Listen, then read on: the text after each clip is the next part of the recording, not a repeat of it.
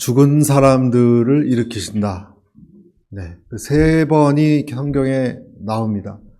그 회당장 야이로라고 있는데 그 딸 죽었을 때도 소녀아 일어나라 일으켰고요. 또 한 명 누구죠? 나사로. 네, 나사로야 일어나라 했을 때도 죽은 사람이 살아났어요. 오늘도 대낮에 사람들 다 보는 데서 죽은 사람이 일어났어요. 여러분, 진짜 이런 일이 일어나면 얼마나 충격이 크겠습니까, 여러분? 충격이.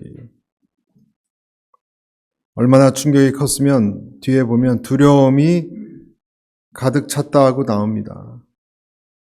단순히 예언자, 말만 하시는 분이 아니라 능력이 일으키시는 선지자다. 드디어 우리에게도 400년의 침묵을 깨고 선지자가 나타났다.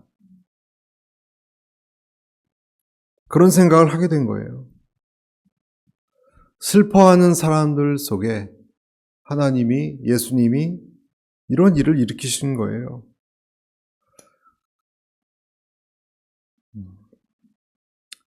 이번에 갔을 때 제 친한 친구 아들이 죽었습니다.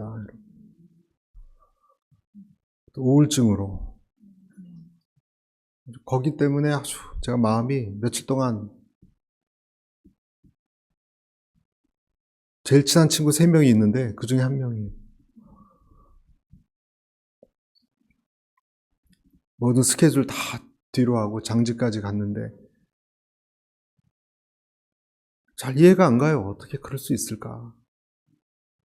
그렇게 무서운가, 우울증이? 저 옛날에 여러분 그 세월호 사건 아시죠? 안산에 단원고등학교라고 있습니다. 공부 잘하는 고등학교입니다. 딸을 잃어버린 아버지 사진이 인터넷에 옛날에 올라왔는데 그 사진을 전 잘 잊을 수가 없어요.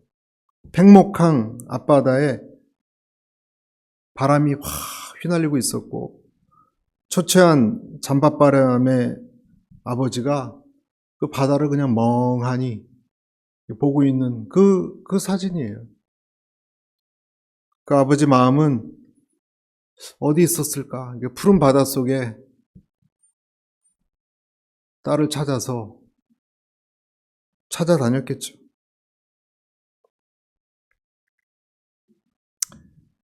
어디선가.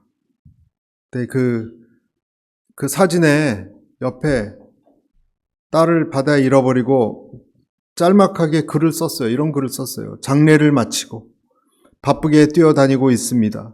예은이를 생각할 시간을 줄이려고 일부러 바쁘게 한다는 거예요. 집에는 늦게 들어갑니다. 빈자리를 보고 싶지 않아서. 그리고 적응을 해보려고요. 예은이가 없는 나를. 그런 글을 썼어요. 집에 못 들어가는 거예요, 집에. 괜히 밖에 늦게까지 괜히 돌아다닌다는 거예요. 오늘 이런 남편과 자식마저 잃은 여인은 뭘 보고 걷고 있었을까? 이 유대 장례의 특징은요, 제일 앞에 전문적으로 곡소리하는 사람이 있었고, 그리고 음악을 부는 사람이 있고, 그 다음에 이 관뚜껑 열고, 그 다음에 시신이 지나가고요. 그 다음에 가족이 따라가는데, 가족 제일 앞에는 이제 이 엄마가 걸어가는 거예요.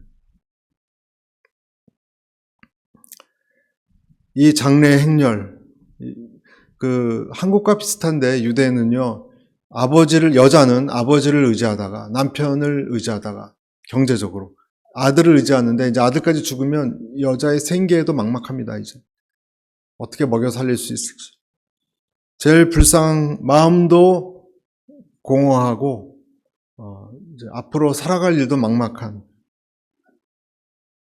그런데 오늘 말씀에 보면 13절에 이렇게 돼 있어요. 주께서 그 여인을 보고 불쌍히 여기며 말씀하셨습니다. 네, 적절할 때 읽어주셔서 감사합니다. 예수님이 지금 만난 상황을 보고 여기서 그 여인을 보고 라고 얘기했습니다. 이 여성은 예수님의 소문을 들었겠지만 예수님하고 무슨 달려들어서 도와달라고 하지도 않았고 아무 소리 안 하고 그냥 걸어가고 있었어요. 예수님에 대해서 알았는지 몰랐는지 몰라요. 그냥 슬픔 속에 그냥 걸어가고 있었어요. 예수님이 먼저 봤어요. 그런데 오늘 말씀해 보면 보고 불쌍히 여기며, 원래 이 단어가 쓰이는 이 불쌍히 여기면은 창자가 뒤틀어진다라는 뜻으로 원래 그런 뜻이 들어 있습니다. 창자가 뒤틀려지는 것. 그러니까 이 전체 행렬을 본 게 아니라 예수님은 누굴 봤다고요? 여인을 봤어요. 여인의 마음을 봤어요. 그리고 창자가 뒤틀어지셨어요. 여러분, 이분이 예수님이에요. 여러분, 이분이 하나님이에요. 하나님은 여러분 어떤 생각을 갖고 계세요? 이 우주를 그냥 감싸고 있는 큰 무슨 능력의 그분이시지만 허공을 그냥 감싸고 있는 그 하나님, 그것이 아니라, 그분이 아니라, 그분은 내 마음의 아픈 것을 보고 창자가 뒤틀어진 것 같은 것을 공감하시는 어떤 분이라는 거예요. 예수님이 그런 분이시니까요. 여러분, 이것이 긍휼입니다. 위로가 되지 않습니까? 예수님이 한 행동을 보면 저는 위로가 돼요. 예수님이 이 세상에 구원을 위해서 오시고 여러 가지 가르치려고 오셨지만 먼저 하나님이 오신 것은 우리의 아픈 것을 들여다보고 회복하고 싶으신 마음이 먼저 있었다는 거예요. 예수님이 어떤 것을 하기 전에 먼저 뭘 느꼈어요? 안타까움을 느꼈다 그랬잖아요. 그러니까 여러분과 제가 갖고 있는 마음이 하나님이 보시기에 괴로운 것이라면 그걸 보시고 제일 먼저 알아보시고, 여러분, 교회 오면 누가 날 알아볼까? 하나님이 여러분 마음 알아보세요. 특히 괴로운 마음 가지고 있는 사람을 알아보신다는 거예요. 그렇지 않으면 이런 얘기가 왜 있겠습니까, 여러분? 성경에 예수님의 성격을 보여주는 거 아니에요? 어떤 사람은요, 무슨 누가 아파도 신경 안 쓰는 사람이 있어요. 자기밖에 모르는 사람이 있잖아요, 여러분. 자기 일만 급한. 근데 예수님은 그렇지 않은 거예요. 예수님은 그 마음부터 보세요. 그 마음부터. 여러분, 이것이 전 위로가 돼요. 우리를 보실 때 구원해주고 십자가에 못 박히고 이거 이전에 아픈 사람의 마음에 고통을 느끼신다.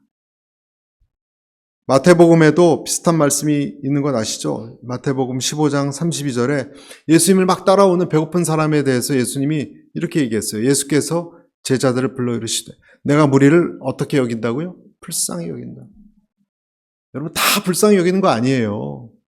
뭐 힘든 일이 있겠지 이렇게 생각한 사람도 있어요. 예수님은 불쌍하게 여기시고 나와 함께 있은지 이미 사흘임에 먹을 것이 없도다. 길에서 기진할까 굶겨 보내지 못하겠노라. 여러분, 우리 자식이 지금 굶는지 아픈지 힘든지 신경 안 쓰는 부모도 있습니다. 가끔 잘 말아서 살겠지. 어떤 부모는 신경이 쓰여요. 맛있는 거 먹을 때마다 경상도 말로 아치러워요. 아치럽단 말 하죠. 마음이 아치러워요. 아치러워요. 이렇게. 잘 먹고 있을까? 힘들어요. 제 아들이 직장에서 이렇게 레이오프 된 적이 좀 몇 개월 있었습니다. 밥 맛있게 먹다가도 힘들어요. 생각만 하면 이렇게 힘들어요. 예수님이 공감을 하시는 거예요. 여러분, 여러분 공감을 못하면 그런 사람을 우리는 사이코패스라고 얘기합니다. 그렇죠? 소시오패스라. 그 사람들의 특징은 공감을 못해요. 남의 고통에 대해서. 그러니까 죄로 가는 겁니다. 결국 내가 저 사람에 대해서 공감을 못하니까 죄를 짓는 거예요. 그 사람이 힘들건 안 힘들건 돈을 뺏고 뭘 뺏고 내 이익을 위해서 그 사람이 불이익을 그냥 감수하게 하는 거예요. 근데 예수님은 불쌍히 여겨서 보리떡 7개, 물고기 2마리를 가지고 아까 지금 읽은 그것 때문에 4,000명을 먹이시지 않았습니까? 그러니까 우리가 예배당에 들어오면 예배당에서 나갈 때도 마찬가지지만 하나님하고 생각할 때 그분이 내 마음에 그 아픈 거기, 힘든 그 부분을 같이 알고 계시고 그리고 공감하신다는 것을 여러분 잊지 마십시오. 그걸 잊지 말라고 이런 말씀이 있는 거예요, 오늘. 저는 그래서 생각해 봅니다. 교회는 무엇인가? 교회는 그런 하나님의 눈이 거니는 곳이 교회다. 그것이 교회다. 또 그러한 하나님의 마음을 가진 사람들이 있는 곳이 교회다. 여러분, 교회는 사람 아닙니까? 무슨 프로그램도 있고 조직도 있고 하지만 교회는요, 결국은 사람이에요. 그것도 따뜻한 눈을 가진 사람이에요. 따뜻한 눈을 가진 사람 몇 사람만 항상 있어도 따뜻하게 느껴집니다. 가정도 마찬가지입니다. 그러니까 우리가 냉장고에 얼굴들 이렇게 붙여놓잖아요. 가족들 사진. 다 가면 더덕더덕 붙여놓잖아요. 가정은 사람이에요, 여러분. 사람의 얼굴, 사람의 눈, 사람과의 교류가 끊어지면 가족입니까? 교회가 각자 하나님하고 물론 교제하지만 우리들 사이에서도 그런 눈빛이 필요한 곳입니다. 여러분 생각해 보십시오. 여러분을 감동시켰던 사람은 누구죠? 여러분이 변화되고 여러분이 감동받은 때는 언제입니까? 멋있는 프로그램입니까? 저 이번에도 한국 가서 많은 이 교우들을 만났는데요. 10년 이상 된 분들도 있고 그냥 악수하는 사람도 있고요. 반갑다고 하는 사람도 있고 반갑다 하는 사람이 실제로 다 반가운지 모르겠어요. 여러분이 만난 사람 사랑합니다. 정말 사랑하고 관심 있는지 여러분 잘 몰라요. 언제 알아요? 눈빛을 보면 알아요. 그 사람의 표정과 그 말 눈빛이 정말 나에 대해서 어떤 애틋한 마음이 있는 사람들. 제가 알래스카에서 교회를 한다니까 그 추운데 하면서 이렇게 그런 진심인 사람은 여러분 느껴요. 진심인 사람의 눈빛이 우리를 감동시키는 거예요. 변화시키는 거예요. 할렐루야. 예수님이 여러분을 보실 때 진심 있게 보셨을. 여러분, 예수님이 이곳에 오시면 여러분을 보실 때 흘끗 쳐다보는 것이 아니라 진심 있게 보시는 거예요.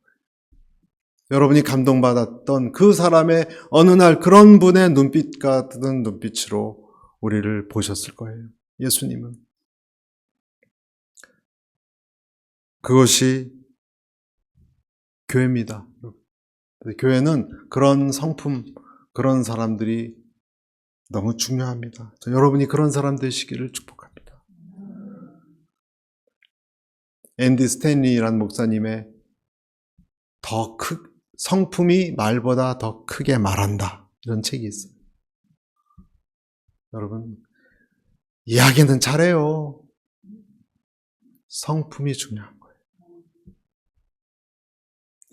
릭 워렌 목사님이라고 아시죠? 그분도 그런 얘기를 했습니다. 사람을 결국 변화시키는 것은 카리스마가 아니라 성품이다. 여러분, 말을 잘하는 사람이 그렇게 여러분 변화시킵니까? 그 사람의 성품이 여러분을 변화시켰던 것입니다. 따뜻한 마음. 예수님이 또 한 가지 특별한 행동을 하셨어요. 그런 마음을 가지시고 13절 한번 보십시오. 주께서 그 여인을 보고 불쌍히 여기며 말씀하셨습니다. 울지 마라. 뭐라 그러셨다고요? 불쌍히 여기며 울지 마라 그랬습니다. 저는 오늘 내 마음에 울음이 계속 나서 너무너무 힘들고 답답한 분이 있다면 오늘 이 음성을 꼭 들으시기를 바랍니다. 그 말은 뭐냐면 울지 말라는 거예요. 울지 마. 여러분, 어떤 분이 여러분에게 와서 울고 있는데 울지 마. 그러면 무슨 뜻일까요, 그것이? 네. 안 울어도 돼. 나는 지금 앞뒤 상황 다 알고 있어. 그 뜻 아니에요? 울지 말라는 것은 그냥 눈물 그치라는 것이 아니라 내가 이 모든 것 통제하고 있으니까 울지 마. 부모가 과자를 떨어뜨려서 먹고 있는 과자를 땅에 떨어뜨렸어요. 아니면 무슨 아이스크림을 땅에 떨어뜨려 흙이 다 묻었어요. 울죠. 근데 부모가 와서 괜찮아, 울지 마. 무슨 뜻이에요? 또 사줄 수도 있는 거예요. 그렇죠? 능력이 있는 분이니까 와서 울 필요 없다고 얘기하는 거예요. 똑같아요, 여러분. 여인에게 와서 예수님이 울지 말라 그러는 거예요. 그런데 우리는 울어요. 여러분, 눈물도 하나의 언어예요. 그렇죠? 언제 웁니까? 내 슬픔이 말로도 표현할 수 없는 그런 것을 어떻게 할 수 없을 때, 내 한계에 도달했을 때 우리는 웁니다. 말로서도 표현이 안 되고 알아줄 수도 없고 누가 도와줄 수도 없을 때 웁니다. 그래서 어른들이 우는 울음은 정말 가슴 아파요. 저는 병원에서 무슨 얘기를 들었는지 의사에게 병원 밖에 나오자마자 우는 여인을 봤습니다. 울면서 벽 붙잡고 이렇게 주저앉았더라고요. 무슨 일이 있었을까? 그럴 때 웁니다, 여러분.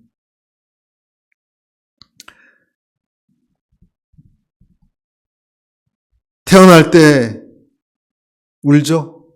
그리고 많은 분들이 임종 때 눈에 눈물이 고이고 옵니다.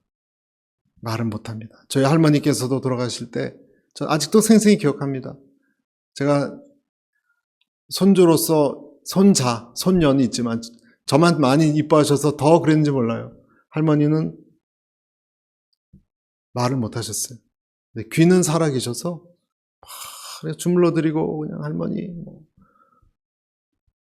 쫙 눈물이 그냥 우시더라고요. 아무것도 반응을 못하는데 눈물만 옆으로 쭉쭉 흘렀던 것을 본 기억이 납니다. 한계 상황 때 웁니다. 그런데 예수님께서 울지 말라 그러시는 거예요. 그럴 필요 없다. 너의 슬픔보다 내가 더 세다. 아멘? 그래서 울지 말라는 것입니다. 전체를 알고 있다고 말씀하시는 거예요. 여러분, 주인이 괜찮다 그러면 내가 뭘 깨도 주인이 괜찮다 그러면 괜찮은 거예요. 울지 말라고 하면. 떠받치는 분, 우리는 넘어지면 큰일 난다고 생각하지만 하나님께서는 괜찮다.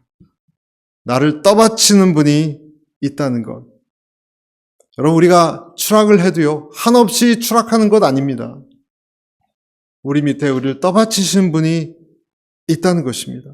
그러니까 달려봐야, 넘어져봐야 다 예수님 손바닥 아니에요. 그러니까 울지 말라고 하는 거예요. 저는 우리가 기도하고 슬퍼하고 부르짖을 때 어느 순간 주님의 음성 듣게 되시기 바랍니다. 자, 기도 많이 했으니까 이제 괜찮아. 알아서 할 거야. 여러분, 이것이 우리에게 주는 위로 아니겠습니까? 그리고 주님이 또 한 가지를 하셨어요. 14절에. 그리고 다가가 관을 만지셨어요. 관은 그때 아무나 만지면 안 됩니다. 유대인들은 부정한 거라 그래서 율법에서 부정한 거라 그래서 만지면 안 되는데 예수님은 그런 거 신경 쓰지 않으시고 사랑으로 만졌습니다. 그리고 이렇게 얘기했습니다. 관을 메고 가던 사람들이 멈춰서자 예수께서 말씀하셨습니다. 시작, 같이 읽겠습니다. 청년아, 내가 네게 말한다. 일어나거라. 일어나거라를 원어로 에게이로라고 불러요. 여러분, 저를 따라서 에게이로. 네, 자, 이 단어 에게이로는 어떤 단어냐면 그냥 일어나거라가 아니라 좀 신적인 능력으로 부활 명령 비슷한 거예요. 그냥 넘어진 것이 일어난 게 아니라 특별한 단어입니다, 여러분. 그래서 여러분 꼭 저와 여러분이 기억해야 됩니다, 이 단어는. 부활 명령입니다. 회당장의 아까 처음 말씀에서 회당장 소녀가 죽었을 때도 예수님이 일으켰다 그랬죠. 죽은 사람 3번 사건이 있었다 그랬을 때 그때 소녀야 일어나라 했을 때도 그냥 툭툭 털고 일어나라가 아니라 에게이로라 그랬어요. 그랬더니 일어났어요. 또 나사로가 3일 동안 완전히 냄새날 정도로 죽었다가 여러분 둥둥 테이프까지 감고 있는 그 나사로를 마르다 마리아의 오라비 일으켰을 때도 에게이로라는 특별한 단어를 썼습니다. 요한복음 12장 1절에 6월절 엿새 전에 예수께서 베다니에 이르시니 이곳은 예수께서 죽은 자 가운데서 다시 살리신 죽은 자 가운데서 다시 살리신 에게이로 하신 나사로가 있는 곳이다. 창조 명령, 부활 명령이에요. 그러니까 우리는 죽을 때까지 이 단어를 기억해야 되고 죽고 난 다음에도 이 단어를 기억해야 돼요. 왜냐하면 이 단어가 저와 여러분을 일으킬 것이기 때문에. 아멘. 이 부활의 명령이기 때문에. 여러분, 성도가 죽으면 어떻게 됩니까? 네? 성도가 죽으면 어떻게 됩니까? 육체는 이곳에 있죠. 화장터로 가는 그 아들 친구 시신 볼 때 가슴이 다 무너졌습니다. 그때. 죽으면 어떻게 됩니까? 사라지죠. 한 줌의 죄로. 그런데 영혼은 그렇지 않아요. 그래서 위로할 수가 있는 거예요. 영혼은 하나님 품으로 갑니다. 고린도 후서 5장 8절에도 우리가 원하는 바는 차라리 몸을 떠나 주와 함께 거하는 그것이라. 몸을 떠난다는 말을 했습니다. 예수님도 옆에 달려있던 강도를 향해서 그렇게 얘기했죠. 오늘 내가 나와 함께 낙원에 있으리라. 예수님이 하신 말씀이에요. 양쪽에 강도가 달렸을 때. 예수님은 우리 죽은 육을 이 땅에 두지 않고 나중에 우리의 몸과 우리 육체와 우리의 영을 합치시킨다고 말씀하셨습니다. 그래서 다시 살아난다 그랬어요. 어디 나와 있냐면 데살로니가 전서 4장 16절에 되어 있어요. 주께서 호령과 천사장의 소리와 하나님의 나팔 소리로 친히 하늘로부터 강림하시리니 그래서 여러분 나팔 소리를 주의하셔야 돼요. 마지막 때 나팔 소리가 난다. 전 우주가. 그럼 온 거예요. 그때 나팔 소리를 기억하셔야 됩니다. 여러분. 하늘로부터 강림하시리니 그리스도 안에서 죽은 자들이 먼저 일어나고 이런 말씀이 있잖아요. 그리고 고린도 후서에도 4장 14절 한번 같이 읽어보겠습니다. 주 예수를 다시 살리신 이가 예수와 함께 우리도 다시 살리사 너희와 함께 그 앞에 서게 하실 줄을 아노라. 서게 하실 줄을 다시 살리시니가 여기서도 에게이로를 썼어요. 그러니까 여러분 이 단어는 하나님만 쓸 수 있어요. 그냥 일어나라라는 단어가 아니라는 거예요. 그래서 모든 상황이 역전이 일어난 거예요. 저는 우리에게도 이 음성이 여러분 들릴 때 그게 뭐지? 하고 한 분도 없이 이 말씀 듣고 일어날 수 있게 되기를 축복합니다. 기억해야 될 단어입니다. 이것이 부활입니다. 죽음은 어렵고 쓸쓸하고 무서워요, 여러분. 암울하고 참담하고 아무도 도와줄 수 없고 그런데 이 음성이 청년아 일어나라 하는 음성이 있다는 거예요, 여러분. 이것이 기독교의 정말 위대한 부분이에요. 다 죽었는데 희망이 없는데 한마디가 그를 살리는 것입니다. 나사로야 일어나라.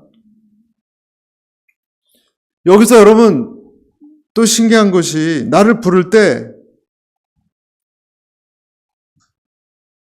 그 이름으로 불렀어요. 청년아 그랬고 소녀야 그랬고 나사로야 불렀고 하나님은 다 잊혀졌던 모세를 40년 만에 찾아가서 모세야 라고 불렀어요. 돌 무화과 나무에 올라갔던 삭개오에게 삭개오야 불렀습니다. 누가복음 19장에. 성도를 박해했던 사울에게 사울아 사울아 불렀습니다. 나를 기억한다는 거예요, 여러분. 인생이 외로운 이유는 무엇일까? 점점 내 이름을 사람들은 기억 못한다는 거예요. 인생의 외로움은 누구도 나를 스쳐 지나간다는 거예요, 그냥. 그런데 여러분, 우리를 기억하시는 분이 있다는 것입니다. 하나님이 내가 죽은 다음에도 나를 기억하세요.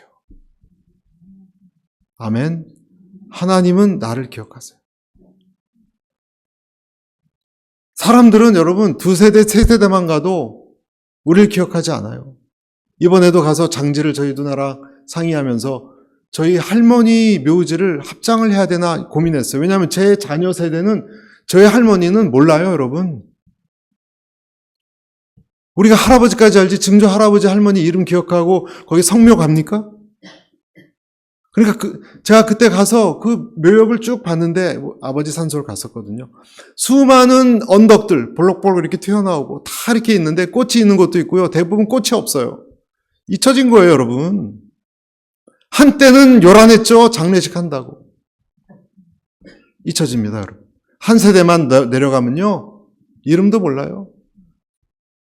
인생이 슬픈 게 그런 거 아니겠습니까? 그런데 하나님은 여러분을 우리가 태어날 때 나를 콕 집어서 이 세상에 나게 하시고 내가 죽은 다음에도 하나님 나를 콕 집어서 이름을 불러주시는 하나님을 여러분 기억하시기 바랍니다.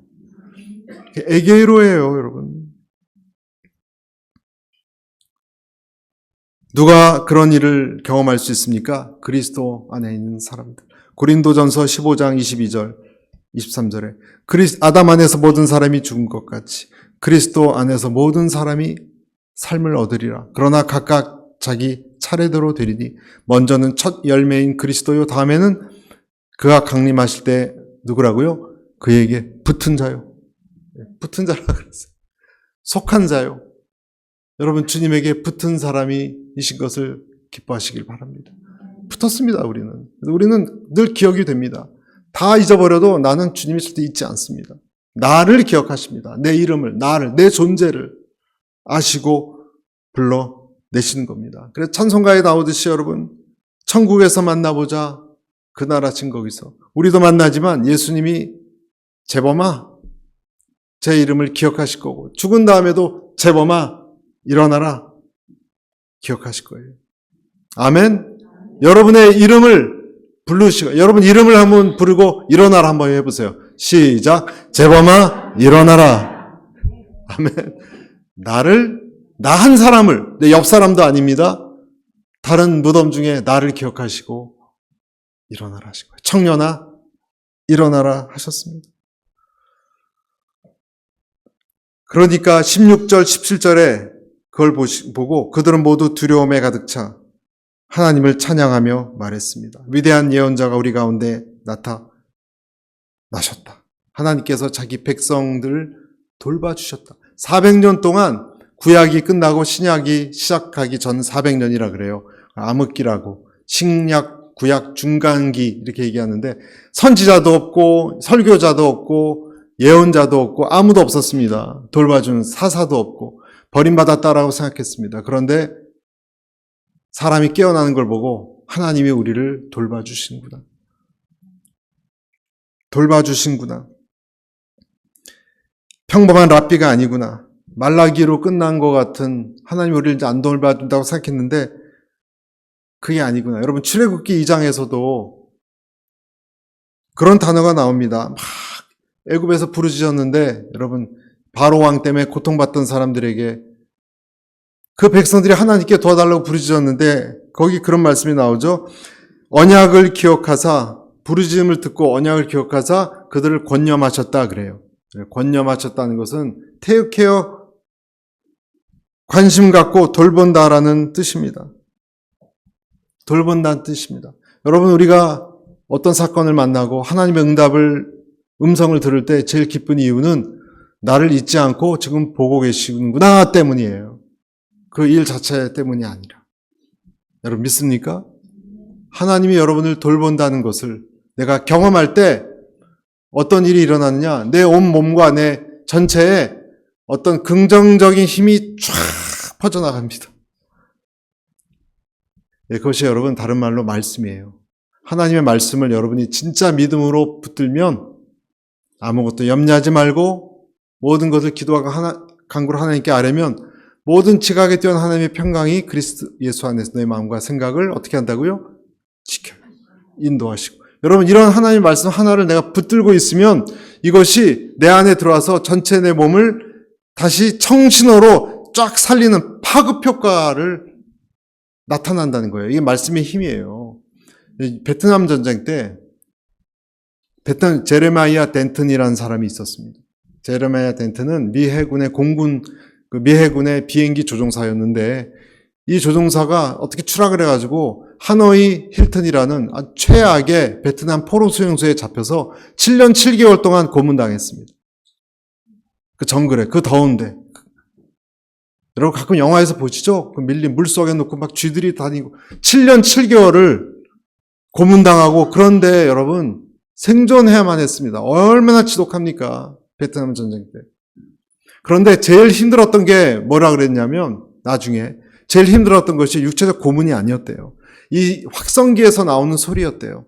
확성기에서 나오는 소리가 뭐냐면, 너는 실패했다. 너의 조국이 너를 버렸다. 그리고 너는 여기서 죽을 거다. 너는 실패했고 너의 조국이 너를 잊어버렸고 누구의 도움도 오지 않을 거란 뜻이에요. 그리고 넌 여기서 죽을 것이다. 매일매일 이 큰 확성기에서 나오는 소리 때문에 영혼이 우울해져서 자살하고 싶은 충동이, 그러니까 몸의 육체의 고통을 이겨낼 수 있어도 여러분 정신적으로 이런 얘기를 들으면 못 견디나 봐요. 그래서 그가 어떻게 이걸 할까 하다가 암송했던 말씀이 그때 생각이 난 거예요. 암송했던 말씀이 빌립보서 4장 8절. 선포하기 시작했습니다. 내가 더 강한 소리로 외치리라. 끝으로 형제들아, 무엇에든지 참되며, 무엇에든지 경건하며, 무엇에든지 옳으며, 무엇에든지 정결하며, 무엇에든지 사랑받을 만하며, 무엇에든지 칭찬받을 만하며, 무슨 덕이 있든지, 무슨 기림이 있든지 이것들을 생각하라. 이것들이 뭡니까? 부활이고 생명이고 그리스도입니다. 이 음성을, 이 암송했던 말씀을 내가 저 확성기 소리보다 더 크게 내 영혼에게 외치리라. 하나님은 나를 잊지 않았다. 하나님은 나를 사랑하신다. 나는 반드시 하나님이 인도하실 것이다. 이 소리로 견뎌서 어떻게 됐어요? 견뎌냈어요. 영혼이 다시 살아났어요. 그러니까 7년 7개월을 견뎌서, 그러니까 여러분 나중에 포로에서 풀려나서 이 간증을 할 수 있는 거 아니겠습니까, 여러분? 여러분, 우리에게 필요한 것은요, 죽어가는 어떤 사람 마음은 사막과도 같은 마음이에요. 여러분, 사막이 있는데 파란색 풀 한 포기가 핀 것을 보면 여러분 무슨 생각이 들겠습니까? 이 사막은 죽은 땅이 아니구나 생각이 들지 않겠습니까? 다 죽었는데 어느 날 보니까 풀 한 포기 파란 게 피어나기 시작했어요. 그러면 여기는 물이 오든지 물이 내리든 비가 오든지 뭔가 이 땅은 아직 살아있다라는 희망이 생기는 것처럼, 여러분 하나님의 말씀이 그렇게 여러분의 마음에 피어날 수 있기를 축복합니다. 여러분, 소생은 죽었다가 살아났는데 결국 또 죽는 거예요. 나사로는 소생한 거예요. 그렇죠? 부활은 죽었다가 살아났는데 다시 죽지 않는 거예요. 그것이 부활과 소생의 차이예요. 하나님이 저와 여러분에게 말씀하신 외계이로는 부활 명령이에요. 여러분, 이 부활 명령을 듣고 내 마음이 사막과 같이 죽은 땅같이 슬픔 속에 있는 사람에게, 그래서 하나님 말씀을 여러분 믿고 선포하셔야 됩니다. 그러면 그 땅은 살아날 것이고, 기독교의 위대한 점은요, 풀 한 포기가 살아나는 걸 보는 거예요. 그러면 여기는 산 땅이구나. 하나님이 비를 내리시는구나. 나는 살아나겠구나. 나는 살았다. 그 마음으로 오늘도 기뻐하며 박수치며 살아가시기를 축복합니다. 그러니까 예수님이 딱 3가지 하신 거예요, 여러분. 3가지가 뭐죠? 복습. 여러분을 불쌍히 보세요. 아멘. 2번째, 여러분에게 울지 말라 그러세요. 울지 마. 여러분 기도하고 막 괴롭다가도 어느 순간 됐네. 밥 먹어야지. 그런 음성을 듣게 되시고 괜찮습니다, 여러분. 울지 말라고 하십니다. 그리고 3번째, 일어나라.